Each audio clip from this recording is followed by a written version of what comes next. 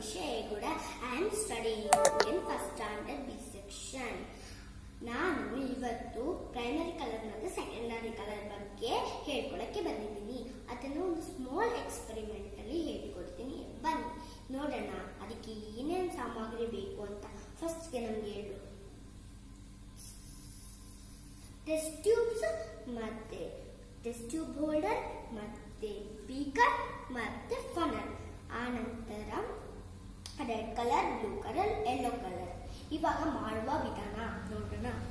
First test tube ತಗೊಂಡು ಅದಕ್ಕೆ 1/4 ಕಪ್ಪಷ್ಟು ವಾಟರ್ ಹಾಕಿದ್ದೀನಿ.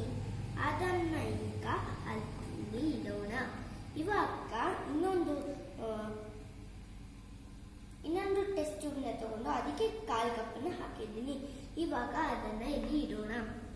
ಆ ನಂತರ ನಾನು first 2 drops of yellow colour red colour ಹಾಕ್ತೀನಿ. ಆ ನಂತರ ನಾನು 2 ಡ್ರಾಪ್ಸ್ ಆಫ್ ಬ್ಲೂ ಕಲರ್ ಹಾಕ್ತೀನಿ.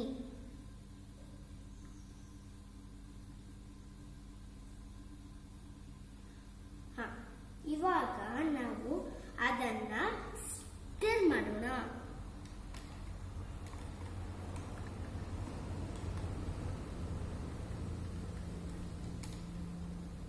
ಇವಾಗ ಅದನ್ನ ಇಲ್ಲಿ ಇಡೋಣ.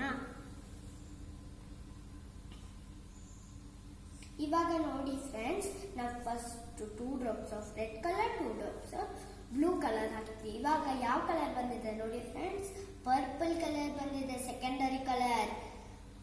ಇವಾಗ ನೋಡಿ ಫ್ರೆಂಡ್ಸ್, ನಾನು ಈ ಟೆಸ್ಟ್ ಟ್ಯೂಬ್ಗೆ 2 drops of yellow colour, 2 drops of blue colour. ನೋಡಿ ಫ್ರೆಂಡ್ಸ್, ಇವಾಗ ನಾನು ಇದನ್ನ ಮಿಕ್ಸ್ ಮಾಡ್ತೀನಿ. ನೋಡಿ ಫ್ರೆಂಡ್ಸ್, ನಿಮಗೆ ಯಾವ ಕಲರ್ ಬಂದಿದೆ? ಸೆಕೆಂಡರಿ ಕಲರ್ ಗ್ರೀನ್ ಕಲರ್ ಬಂದಿದೆ.